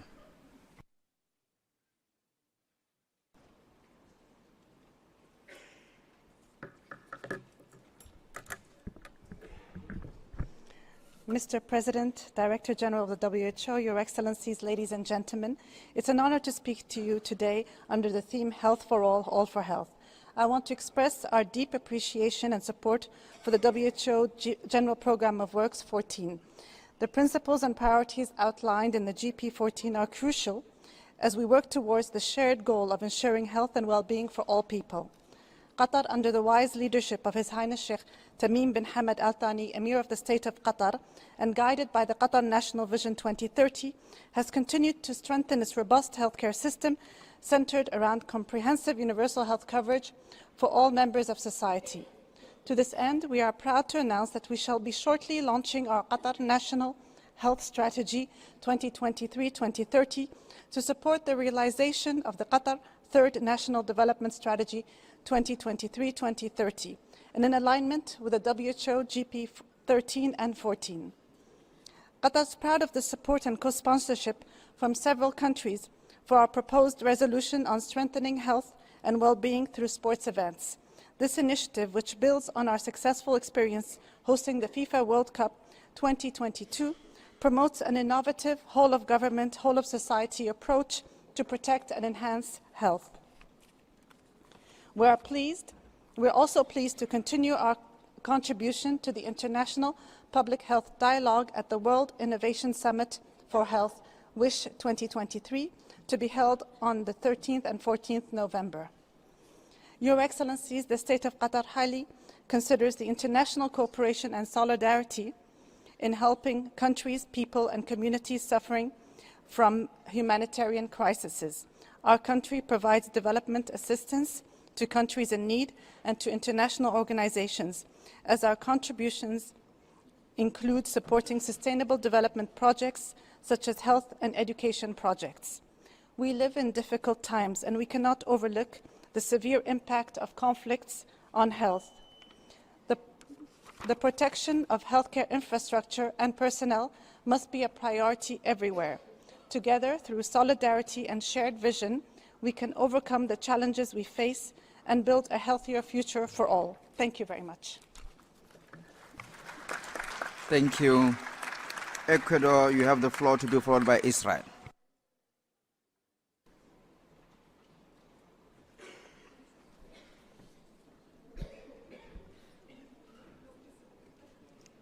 Señor Presidente. President, at this assembly, we will be dealing with issues that could redefine the future of multilateralism and global health. We are facing a major challenge, but also a historic opportunity to improve international cooperation, particularly through the launch of the WHO investment round, and to consolidate health at the global level. Universal health coverage and access to healthcare are essential to achieve the 2030 SDGs. However, there are gaps in coverage, quality and access, particularly for the most vulnerable. Ecuador is fully committed to strengthening our healthcare system in order to try to achieve these objectives. And we have shown this commitment at the multilateral level. We would like to see a change in healthcare systems to benefit the most vulnerable. Allow me to deal with 6 main issues that are fundamental for our country, Mr. President. The Treaty on Pandemic Prevention, Preparedness and Response is the key issue on our agenda, and the world expects. The COVID pandemic demonstrated inequalities between countries, some who produce medicines and others who don't, and had totally different consequences on health for developed and developing countries. Progress towards UHC has now stagnated following the COVID pandemic. Out-of-pocket and catastrophic health spending has also increased, as well as extreme and relative poverty. Gaps in universal health coverage are directly linked to inequality. The systematic use of macroeconomic indexes, such as the GDP or the level of income, high or medium income, means the countries are categorized, and that can impact the priority with which they receive support from international bodies, technical partners, and indeed investment for development and other global health actors. Investing in fighting neglected tropical diseases has also been a priority for Amazon countries, and we need further efforts to ensure investment in these neglected tropical diseases, which are treatable and controllable. We are following closely the discussion on the prevention and control of NCDs and the Immunization 2030 agenda, and putting an end to TB and antimicrobial resistance. Health and climate change are situations that require cross-cutting measures, and we stress a health approach in all policies that have direct or indirect effects related to climate change. Thank you, Chair. Thank you. Israel, we have the floor, to be followed by Slovenia. Thank you. On October 7th, a war was forced upon us when Hamas terrorists infiltrated Israel, carrying out horrific massacre. Thousands of rockets have targeted Israel from several fronts. Our hearts are with the many, many hostages held in Gaza and the hundreds of thousands of displaced Israelis. Israel treated over 15,000 casualties from that day, many with long-term care needs. We have prepared our hospital for casualties, protected patients from missile attacks, reduced hospitalization, transfer wards underground, and opened new wards in converted parking garages. We identified and buried over 1,200 murder victims at the same day. I took part in the effort, and I will never be the same. The Israeli people will bear the mental scars of October 7 for generations to come. Amidst these horror, Israel had employed a model of building resilience, combining therapeutic community work and emergency preparedness to deal with collective post-trauma. Israel will continue to expand the system. Israel medical teams consist of Muslims, Jews, Christians, and others working together to save lives. This sacred duty, our answer to the incomprehensible depravity we witnessed. Mr. President, Israel is in a war with Hamas. We do care deeply about suffering of the civilians in Gaza and work tirelessly to facilitate the delivery of medical care and humanitarian aid to these in need. This civilian suffering is first and foremost the result of Hamas' brutal leadership and the systemic use of civilian population and civilian infrastructure, including hospitals, for military purposes. We would like to thank WHO European region for their support, certainly for Dr. Hans Kluge and his team, and the supporting of our mental health program for first responders. Mr. President, Israel attaches great importance to the inclusive participation in the WHO Assembly for the benefit of the global health and hope to find a way to enable it to happen. Regarding IHR and our pandemic instrument, Israel believes that these tools can improve cooperation, coordination and solidarity. We must learn from the last pandemic, focusing on preparedness and prevention while respecting state sovereignty. We must understand that the challenge, including intellectual property, property rights and innovation, we should and have to overburden the member states but establish a realistic and efficient financial support system. We look forward to continue this important cooperation with all stakeholders. We would like also to offer our heartfelt condolences to Papua New Guinea for the horrific tragedy they have suffered last week. Thank you. Bye-bye. Thank you, dear President. Thank you. Slovenia, to be followed by Republic of Korea. Honorable Chair, Dr. Tedros, distinguished delegates, Slovenia aligns itself with the EU statement. I'm honored to address the 77th World Health Assembly at this critical period.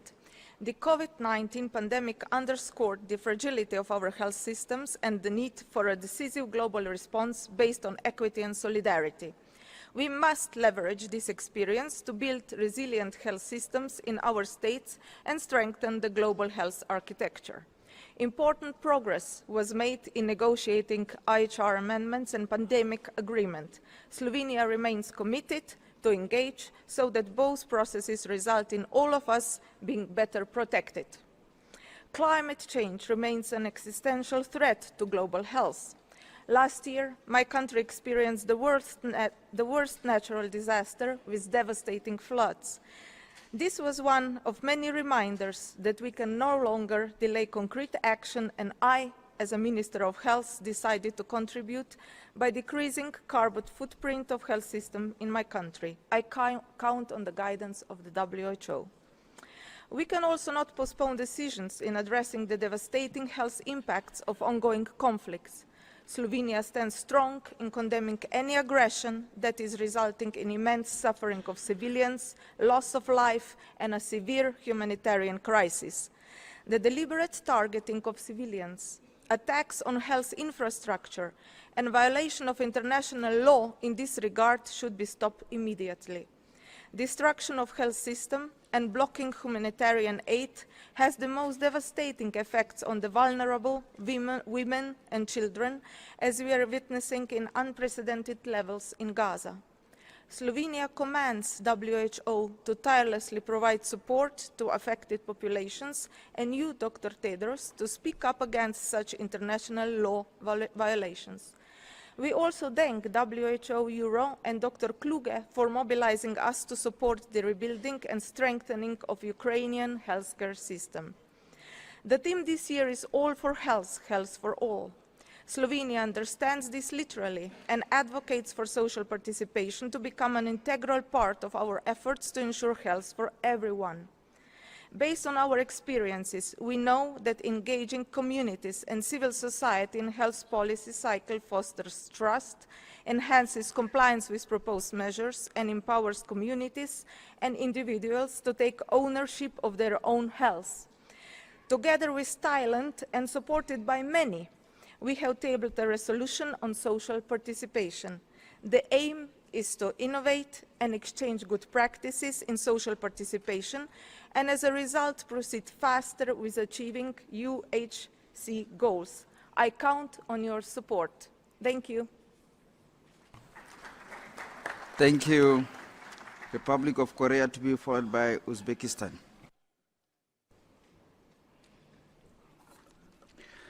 Honorable President, Director General of WHO, honorable ministers, ladies and gentlemen, the Republic of Korea strongly supports this year's theme, All for Health, Health for All, recognizing that it captures all the tools necessary for achieving a better health. In particular, the success of the 14th General Program of work requires the active support and participation of all member states. I do hope that with all our support, GPW14 will successfully contribute to the attainment of the SDGs. As WHO has been leading the global approach to ensure the highest possible level of health for all, the ROK has also continued to provide its contribution to provide health for all at the national and international level. Domestically, we have seen needs for healthcare reform to address various emerging issues such as demographic challenges due to declining birth rates and aging population, rising healthcare demand, and disparity in the healthcare workforce distribution. Accordingly, the ROK is moving forward with a healthcare reform package to ensure that our people continue to enjoy a healthy life for years to come. Internationally, the ROK will continue to cooperate with the international health community, including WHO. We will continue supporting capacity building for developing countries through the Global Training Hub for Biomanufacturing. In November, we will host the third World Bio Summit, once again bring global leaders together to discuss current healthcare issues. As WHO strives to further its work in other regions in the coming years, the ROK remains committed to its cause and calls on all member states to join in and provide the necessary support. Thank you.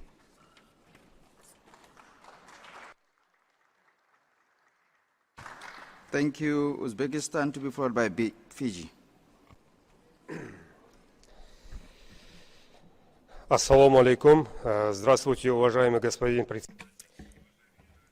Distinguished President, Director General, ladies and gentlemen, it is a great honor for me to speak from this tribune on behalf of the delegation of Uzbekistan and to welcome all participants to this important event. The topic is health for all and all for health. And this reflects what Uzbekistan is doing. In recent years, under the initiative of the President of Uzbekistan, we are achieving significant progress in improving our healthcare. We have introduced a broad range of reforms, including with regard to universal health coverage, and we are building new medical establishments and developing public and private partnership and ensuring access to medicines and also improving medical education and training of staff. We have created an entirely new system for providing technological specialized medical care. In the context of universal health coverage, we have totally changed the primary healthcare system on the basis of our new approaches, and this process is continuing. At the for the time being, we have assistance. We have for 37 million people in our country. We have 17,500 medical brigades which carry out checkups, and in this way medicine is being brought to the population for preventive measures and to ensure the timely identification of diseases. Doctors who carry out their work in the most remote regions of our country receive additional salaries, and together with local municipalities, they receive housing. With a view to ensuring the early identification of non-infectious diseases and their risk factors, we are implementing screening programs for those with cardiological diseases and diabetes, particularly for those aged 40 and over, and also screening for breast cancer and cervical cancer for women over the age of 35. Last year, we adopted a strategy, and the main goal of this is to improve the life expectancy of those in our country. We're also looking to reduce rates of cancer and also maternal and infant mortality. We have developed a program to develop healthcare up to the year 2030. And in Tashkent, we are planning to hold a regional high-level meeting to achieve our goals through regional dialogue and in the region of Central Asia. And I invite all of you to participate in this. Thank you once again for your attention. Thank you. Fiji, you have the floor, to be followed by Tunisia.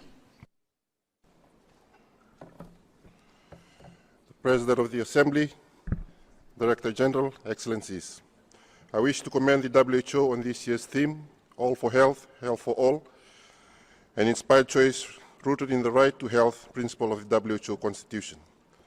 Mr. President, as individuals, we do not truly understand the value of health until it is lost. As member states, we did not truly understand the value of health until our lives were upended by the COVID-19 pandemic. We were reminded that true to the WHO Constitution, the health of all peoples is fundamental to the attainment of peace and security and is dependent upon the fullest cooperation of individuals and states.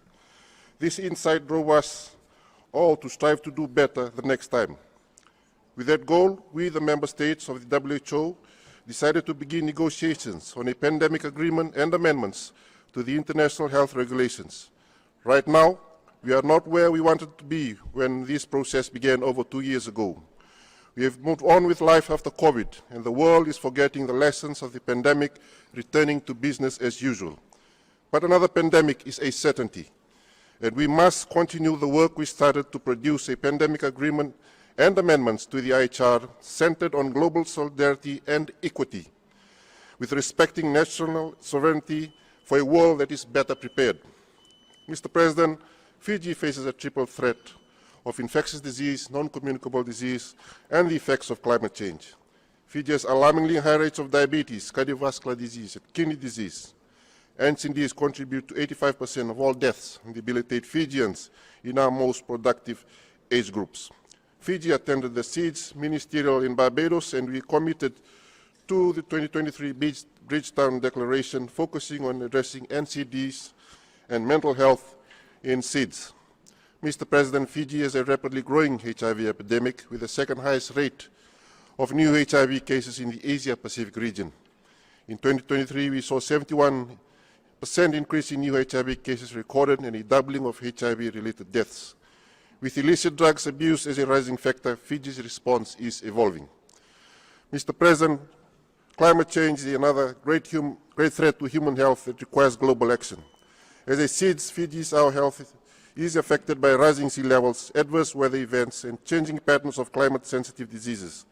While health has had the less visibility in global climate change action, we are pleased to attend the inaugural Health Day at COP28, and we hope that health will become a permanent agenda item of the future COPs. Fiji is also pursuing a resolution on climate change and health, as well as strengthening health emergency preparedness for disasters resulting from natural hazards, and we will look forward to the support of member states. Mr. President, this Assembly will look forward to a spirit of global cooperation and solidarity for the protection of humanity for many generations to come. And I thank you, Mr. President. Thank you, Tunisia, to be followed by Russian Federation.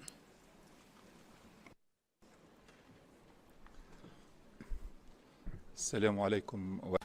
God's greetings be upon you, Your Excellency Dr. Ghebreyesus Dikoloti, President of the World Health Assembly, Mr. Director General of the WHO, Your Excellencies, dear colleagues, ladies and gentlemen, I would like at the outset to congratulate you, Mr. President, for your election at the head of the 77th World Health Assembly. Wishing you all the success and as well for this annual event in service of the global health system and the international community's capacity in this regard. I would also like to renew our thanks and appreciation to Dr. Tedros, the Director General of the WHO, for the statement he made at the outset of this WHA, and which shows the size of challenges being faced by the international community, which can only be overcome through a comprehensive approach to the reform of the many sectors of the international health system and developing the health systems of all countries. Mr. President, the slogan for our meeting this year, Health for All and All for Health, reminds us of what was reaffirmed by the DG through the COVID-19 pandemic, that none of us is safe unless everyone is safe. The call of our President of the Republic, Mr. Qais Said, on the 30th of March 2021, alongside 25 of his counterparts in this regard, has gone in this direction, calling for a renewed impetus for international treaty to protect from pandemics and to be better prepared and to provide prevention. And in this regard, and despite all the good intentions, we were not able to achieve agreement in this regard. Tunisia also would like to record its satisfaction with the progress made by these negotiations and aiming at further progress in this regard. We have all worked collectively to provide healthcare to all without distinction, and this calls on all the concerned parties to contribute. In this regard, Tunisia, alongside 14 member states, is submitting a draft resolution with regard to institutionalizing social participation for health and well-being, and based on the Tunisian expertise in this regard. Mr. President, I would conclude by mentioning the gravity of situations of healthcare in Palestine, which requires of the international community and our organization specifically to intervene quickly to save the Palestinian people who are being targeted by an unprecedented vicious campaign by the occupation army, and to provide the necessary healthcare and treatments to the sick and the wounded, especially in the Gaza Strip, while reminding the importance of channeling humanitarian aid and lifting the blockade. Thank you for your attention. Thank you. Russian Federation to be followed by Morocco. Уважаемый председатель, Distinguished President, colleagues, modern healthcare challenges demand from us consistent, well-calibrated and coordinated work both at an international and regional level as well as at a country level to ensure the achievement of the Sustainable Development Goals. The philosophy All for Health and Health for All, which has become the main topic of this session, fully reflects Russian national priorities. Protecting the population and improving health in our countries are set as our national goals by decree of the President of the Russian Federation. We are conducting consistent work to achieve these goals. The implementation of our National Health Project, which provides for a set of scientifically based interventions in the field of oncology, cardiological diseases, diabetes, has enabled us to achieve an increase in life expectancy to the highest level in our country's history, that is to say 73.4 years, and also to reduce to the lowest level in our country's history the general mortality rate. Implementing public health measures has enabled us to reduce alcohol consumption from 18 litres per person to nearly 8 litres, and also to reduce smoking from 39.1% to 18.7%. 2024 has been declared by the President of the Russian Federation as the Year of the Family. Protecting maternal and child health and reproductive health remain our unconditional priorities. The adopted measures have enabled us to reduce to minimal levels infant and maternal mortality. Nearly 100% of those born in Russia are covered by neonatal screening for more than 40 congenital and hereditary diseases, which enables us to provide necessary healthcare where necessary. More than 95% of children go through yearly preventive medical checkups. More than 98% of children are covered by vaccinations in line with our national immunization calendar. We are implementing a project to protect reproductive health, through which we have a number of measures, and we have some international projects for which we work with foreign countries on treating infectious and non-infectious diseases. We would also like to support delegations that have spoken about how unacceptable it is to apply unilateral coercive measures when it comes to medical equipment and medicines, which undoubtedly has an impact on health. The Russian Federation will continue to undertake all necessary measures to improve health at a national and at an international level. Thank you for your attention. Thank you. Morocco, you have the floor, to be followed by Zambia. بسم الله الرحمن الرحيم والصلاة والسلام على أشرف المرسلين معالي السيد رئيس الدورة السابعة أصحاب المعالي السيد President, Excellencies, ladies and gentlemen, may God's blessings be upon you. I would like to use this opportunity to express the gratitude of the Kingdom of Morocco to the WHO for everything that has been achieved over the past year, given the increasing number of emergencies across the world. We would also like to thank the WHO for its leading role that it plays in order to strengthen health across the world, and we are delighted to participate with you in this session of the WHO with the topic All for Health and Health for All. Only collective efforts will enable us to face these global challenges. Ladies and gentlemen, today we are living in an extremely difficult global context. Therefore, all of these crises, and it is time to invest in national and regional policies which will enable us to respond to these crises.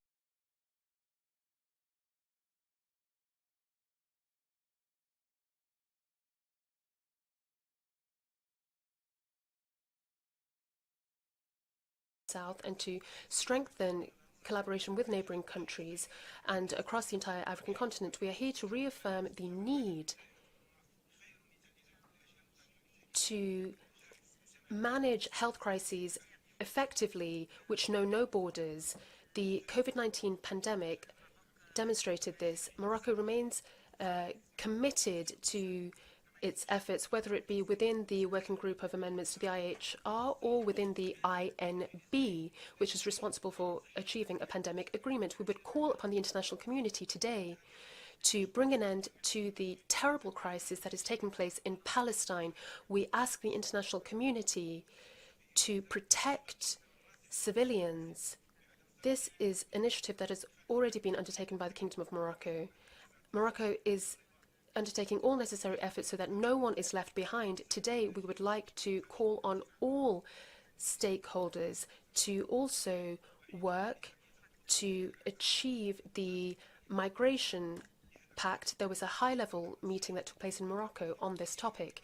Today, Morocco is working to achieve health security again upon the initiative of His Majesty the King. We appreciate in this regard all of the expertise, and we would like to gather experts within a multidisciplinary context, and the Kingdom of Morocco has also organized a meeting on road security, and in September we are going to convene a commission that will be responsible for studying social determinants in this regard. We are sure that the resolution of this assembly will have a positive impact on health across the world. Thank you. To be followed by Bangladesh.